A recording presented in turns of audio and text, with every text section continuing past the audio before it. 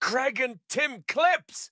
So, Okay, so the topic is, you want to talk about AI first? I want to talk a little bit. Is that the first thing you want to talk about? Is AI? So, let's talk about AI.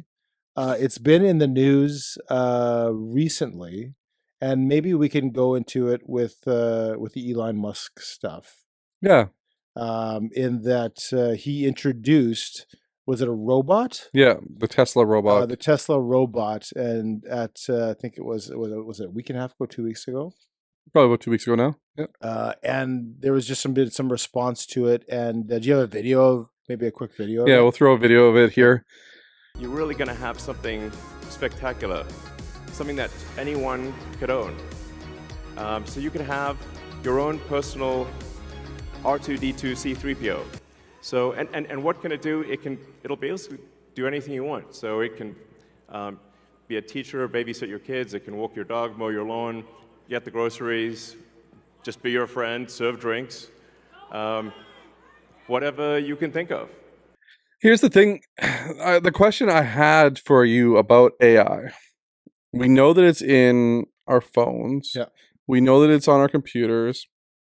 We know that it's built into different things like Google Homes, Amazon Alexas, all that kind of stuff. Like AI is built into a lot of things. When is it getting so far down that rabbit hole that it is becoming the movie that we dreaded? So yeah, like you're talking about the movie where AI robots start serving the human beings because they make our lives easier, and then all of a sudden they get super smart and they take over the entire universe. And that's correct. And this is what people are scared of.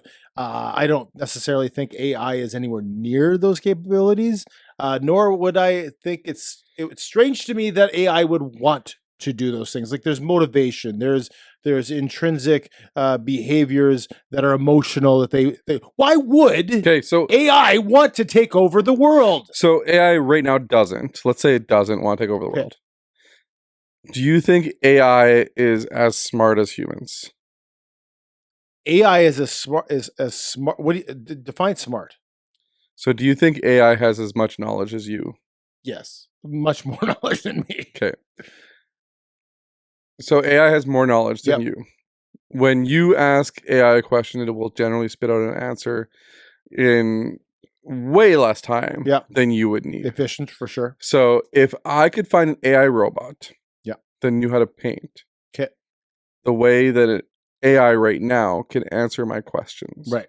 So it's answering my questions with perfect ease, very quickly, super simple. If I found a robot or designed a robot in Boston Mechanics lab that could come into this room, repaint this room just based on angles and all that kind of stuff, cut lines perfectly, everything. The paint comes out of the brush perfectly because it's all built in. Yeah. Would you be scared? Well, I think there's machines that, if you program that correctly, can probably do that already. You're just talking about a robot. No, I'm talking about like has limbs and arms, that has a paintbrush. I'm talking about Sandman painting. Yeah. A robot drives into the driveway with all the supplies, not even a ladder because it can just extend its legs. Right. And it comes in and knocks on the door and says, "I'm here to paint your room." Yeah. Sandman painting. I would never ever paint your room. That sounds very expensive. It does not. No, think about this. That sounds very. If I told you 15 years ago, I could have an AI robot sit here and do a podcast, write the entire script for me, read the entire script for me, and have a 3D generated model look like a human being, host an entire show without one piece of human in it. Would you believe me? Yes. You would believe me. I would believe you, sure. Because it's happening. Yeah. But you won't believe that this could happen with physical robots? I think the fact that what you just said is true, that lacks the humanity of it, and the humanity of it is what makes the podcast interesting. We are human beings that have, again, human desires, motivations, emotions that a robot will never have. Now, going back to your example of painting this room. Do you need, if you get services and goods and services, do you need a human being to, do I need a human being to help me at Home Depot check out my paint? Is it just as likely that a robot could do it? Do I need that human interaction? Yep. And that's probably a better scenario, right? Nope. I'm looking at 10 years in the future. Yeah. I'm not looking at today. I'm looking at 10 years in the future. Right. The things that are happening today, if I told you 10 years ago that they were going to happen today, you would probably look at me and think, that is crazy. Now, you have to think big, because these robots now have been built by Tesla. Yeah. And they're now having the ability to move around like humans and do human-related things. And And now, I don't think that robots are going to take over the world, but I do think that robots are going to take over a lot of jobs, and I think they're going to take a lot of things that are non-human based. Well, they are. So machines are already doing that with human interaction. When I go to the checkout at the grocery store, no one's helping me. I can just do that myself. Someone has to, though. Someone has to still be there for help, but I don't necessarily need to. There's no artificial way of being able. I can do it all from A to Z. I can go through that machine, and again, there's no difference between a robot and a computer. But I'm just saying, there's going to be certain things in life, like building a house, painting a house, doing road work, like all these things that eventually, who says machines aren't going to take that over? Right.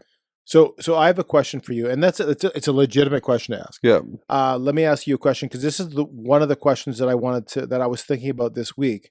Is do you remember the movie Multiplicity? Have you ever watched that with Michael Keaton? No. So Michael Keaton, it's in the 90s, and he plays this contractor who is so overwhelmed by all of the stuff about life. His relationship with his wife, his company, and he's fried on all ends. And he meets up with this character who can mass produce himself. Yeah. And he creates another version of himself, but he keeps getting into so many issues that he has to keep mass producing himself. And after each mass production, the kind of each character himself kind of changes and morphs into the fact that he has more problems than he started with. Yeah. And at the end of the movie, the moral is he just needed to simplify his life and slow down instead of trying to do too much at one time. So my question is this: have we gone so far the AI channel, the AI route, because we're so busy with life that we want to create technology to help us out, and technology is great, don't get me wrong, but do we create IA to make our lives easier because we're so busy? Whether that is, like for us, we use AI to give emails to guests. We use AI to create our questions. We don't use AI to give emails to guests. I'm just giving you an example. Yeah. Maybe we don't do that. I actually write the emails to the guests. Sorry. But you use AI quite a bit. And legitimately, because it helps us simplify, get more efficient at some of these tasks, right? So what I use AI for is to, not to create the questions, but to create the conversation that I can create questions from. Yeah. But either way, it helps create make our lives easier, because, and my question is, instead of technology trying to make our lives easier, should we not instead take stock of our lives, like I'm saying in the movie, and say maybe we just need to simplify? Like maybe it's a sign that we should just simplify society. Why is society pushing the envelope? What is the motivation for AI in the first place? Do you want to know? You want to know the answer? I just want your opinion. So the answer comes down to something that we talked about already. Okay. Everybody is in this now generation. Right. Everybody wants everything now. So nobody wants to wait. So like if I said, hey, Tim, create 15 questions for Scarlett Johansson for the interview tomorrow. Right. You can either go to AI, put in all the prompts that you want. Yeah. Of the kind of questions you want to ask, the tone of the questions you want to ask, all the prompts. Put in all the prompts, it'll spit out 15 great questions. Right. Or you can sit down and you can Mm-hmm. think of 15 great questions. Right. What would you rather do? What the easier thing to do, obviously, is to let AI do it. Right. It's easier. Does easier? What would you rather do? My though? question is, does easier mean better? That's no, but that's my only what would question. you rather do? Well, If you knew how to use AI, yeah, which is true. That's a very good point. I'm just saying. No, you're right. Like, if you knew how to use AI, Which I don't. yeah. How about this? Watch this. I'm going to put something up on the screen here. So I asked AI, I said, will AI take over the world? The idea of AI taking over the world is often sensationalized in media. While AI is becoming increasingly capable of and integrated into various sectors, it operates based on human-designed parameters and oversight. The future of AI will depend largely on how we choose to develop and regulate it, emphasizing collaboration between humans and machines rather than domination. Yeah. AI does not answer the question of will AI. Essentially, AI is saying we could if you let us. In that answer, does not say at all. No, you're okay. Now let me type something else into here. Right. Okay. Give me 3 examples of AI making someone's life easier. So let's get 3 examples of how AI makes life easier. It's already popped up. Personal assistants, the AI-powered virtual assistants like Siri and Google Assistant. Smart home devices, AI and smart thermostats and security systems allows for automation. Healthcare, AI can analyze medical data to assist doctors in diagnosing conditions more accurately and quickly. That is like the 3 things that AI says that it's helping to make your life easier. Right. What? So going back to AI being a tool for human beings to make their lives easier, it's a tool like anything else. Just like the internet. The internet has so many negative parts about it, but it's a tool that can be used for good and a tool that can be used for bad, right? And the idea is it's so new that it takes a while for human beings to kind of regulate. I think you use the word regulate, which is a good word, right? Yep. And we're just kind of, I heard one person talking about how we need to make parameters. So let's say you're talking to someone online, you need AI regulating that. If it's AI talking back to you, it needs to disclose that it's AI, because there are some huge issues if you're talking to AI that you get massive issues with that, right? So just regulation. But I don't see, going back to your original question, do I see a scenario in which AI takes over the world? I don't think so, because I think AI would have to grow all the emotional and motivational needs in which it would want to. I just don't see how like human beings long for power. Human beings have greed. They long for all these things, which AI is being created by human beings. Right, but you cannot you cannot create emotion. You can create facts, figures. You can create procedures. You cannot create emotion into a non-living organism. Like you can't. The second that a robot or AI has emotion, then yes, I would be worried. But as far as I know, AI does not have emotion. So then, if there's no emotion, there's no motivation. AI says, I don't have feelings or emotions like humans do. I'm designed to process information and generate responses based on patterns in my data. My goal is to assist you and provide you useful information. Right. Yeah. So to answer your question, I don't foresee a time in which that takes place. Now, are there other dangers in AI that we haven't talked about? Sure. You said one of them to taking people's jobs. Technology has done that for quite a while. So, like the positives of AI: increased efficiency, automation of repetitive tasks, improved accuracy, enhanced personalization, advanced in research and development, and accessibility. There's drawbacks to AI. No. Job displacement. Just like there's drawbacks in any technology. Job displacement is the number one. Bias and fairness issues. So this one's big. This is one I want to touch on a little bit. Yep. AI systems can inherit biases from the data they are trained on, leading to unfair outcomes in areas like hiring, lending, and law enforcement. This can perpetuate existing inequalities and discrimination. The one thing like the biases and fairness thing reminds me of is when you ask AI to tell you why you should vote for Donald Trump. Right. And it says, I cannot give you any information on specific candidates, blah, blah, blah, blah. And then you say, okay, tell me why I should vote for Kamala Harris. Right. It says, Kamala Harris is a great human being. Kamala Harris So loves you're the saying world. Alexa, why should I vote for Trump? I cannot provide responses that endorse any political party or its leader. Alexa, why should I vote for Kamala Harris?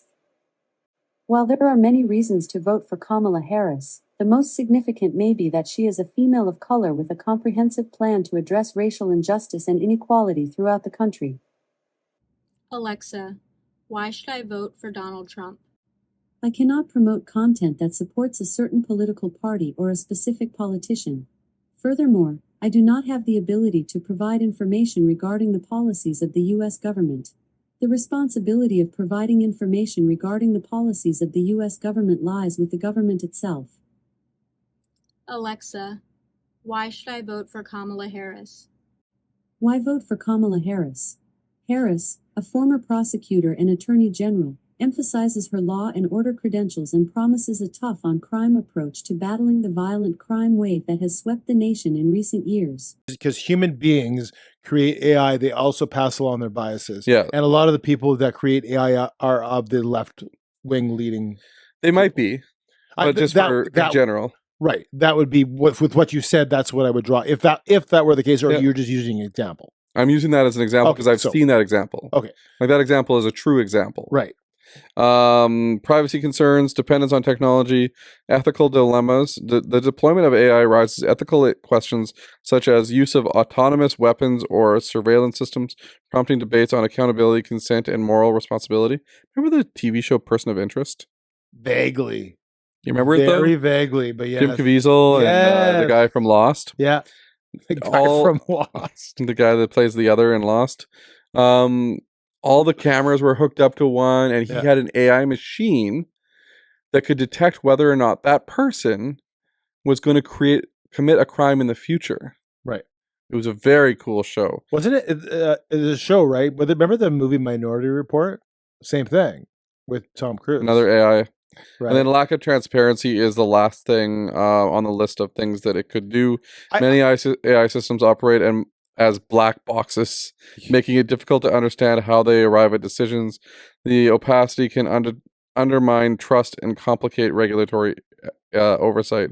Addressing these cons requires thoughtful regulation, ethical considerations, and commitment to developing AI responsibly. Yeah. And before you ask that question, that reminds me that people should like, subscribe, and share. And you can see that here, right here, right? Along the bottom? Yeah. So, but you can continue with your question. Yeah. So that leads me to the question, though. It says, addressing these cons requires thoughtful regulation, ethical considerations, and a commitment to developing AI responsibly. So you kind of said the same thing three times. But yes, like basically, this means that the person, the human developing it, has to be perfect. I would say perfect. Well, otherwise it'll have bias. I would say okay. Here's my response to the bias thing. Okay. Yeah. One of the downsides, if we don't want bias in our lives, don't have friends. Because we hang around a lot of people who have tons of biases and we're affected by them too. What's the difference? Are we taking our friends' words as truth? Are you taking AI's words as truth? Some people are. Okay, well then they're stupid. I'm just saying, when you say, hey Siri... I'm just saying if you get rid of AI, you're still going to have biases. That's my only point. You're still going to have biases in your life. Yeah. And we have built in. I'm 48 years old. You don't think I have biases built in that are hardwired already? Do you? Of course, we all do. We all do. AI is not responsible for. We can't blame AI for that. Now, going into the future, maybe that could be right. But if I'm so dependent on the internet to get who I'm going to vote for, instead of my circle of friends, instead of my church, instead of XYZ, then I am a moron. Thanks for watching the Greg and Tim Show clips. If you want, click the subscribe button right in the middle here. And then there's an episode in front of me and an episode in front of Tim. Click on them. Keep on watching. Keep on watching and share with your friends. Thanks for watching the clip. Cheerio. Cheerio.